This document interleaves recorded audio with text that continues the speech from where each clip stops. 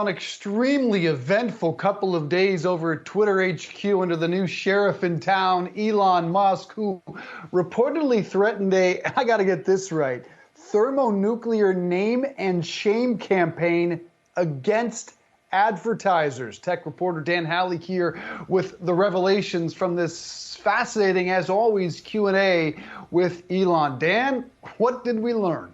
Yeah, this is really a different type of Elon Musk. And this is the case whenever you kind of listen to him speak publicly, is he sounds much more measured than he does on Twitter. And you kind of have more trust in what he's saying when he's doing something along these lines.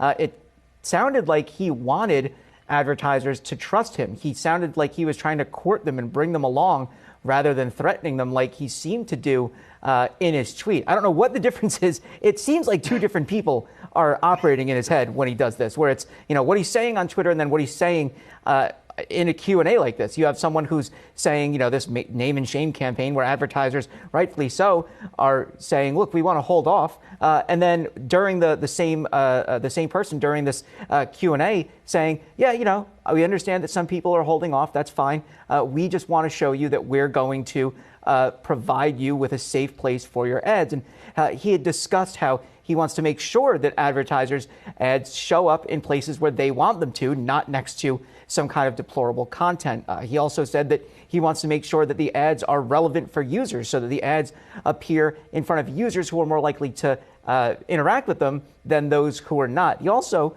went on to say that he wants to make sure that any ads that he puts out there or that people put out there on Twitter aren't for junk products, so that you don't see something that, is a fly-by-night kind of product that you pick up and then breaks the minute you take it out of the box. So, this was a really interesting conversation that he kind of put forward and dove into these issues that people have been bringing up, and that this fear of what Twitter could be under Musk. It seemed as though he has some form of plan at this point, rather than just shooting from the hip, tweet by tweet.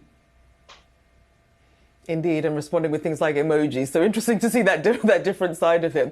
Now, we know that Twitter has also had some interesting developments when it comes with this verification checkmark everyone's been talking about. What's the latest? Yeah, so what they're trying to do now is, who knows, right? There's one checkmark. During the afternoon, there were two check marks, one that was the purchased verified one, and then a second one that authenticated you almost. It was a gray check mark. And then shortly after, Elon Musk took it down and said that he killed it, basically because there were two check marks and it didn't make any sense.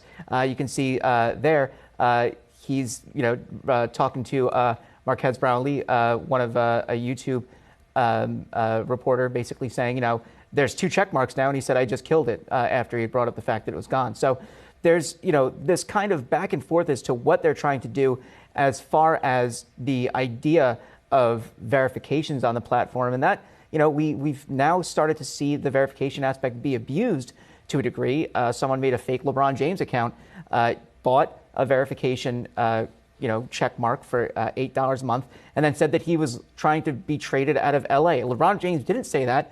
They made the display name King James and then had the check mark. So why wouldn't you think that that's LeBron James? For $8 a month, you could have someone pretend to be the president at this point. So, it gets to the point where do you stop with, the verification and the safety aspect of this?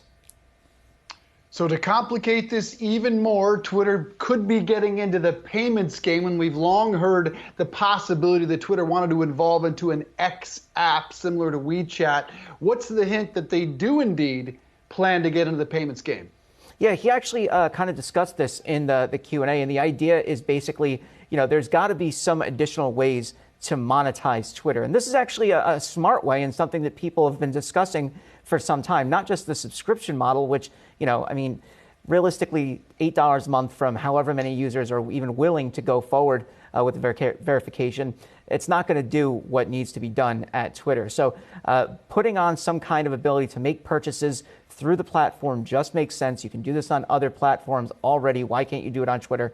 That seems to be a smart way that Elon Musk is moving forward as far as monetization on the platform, and something that, like I said, a lot of people have been asking for some time. So this Q&A was actually very helpful and substantive. And, as I said, it is really like two different people talking from one person. You have the online version with, Rochelle had said, emojis And then you have the conversation person where he's giving you real concrete steps that they're taking to try to move forward. So, it'll be interesting to see where Twitter goes from here. Speaking with one voice, generally a pretty good idea when dealing with multi-billion-dollar advertisers, but I am no expert. Dan Howley, tech reporter, you indeed are. Thank you, sir.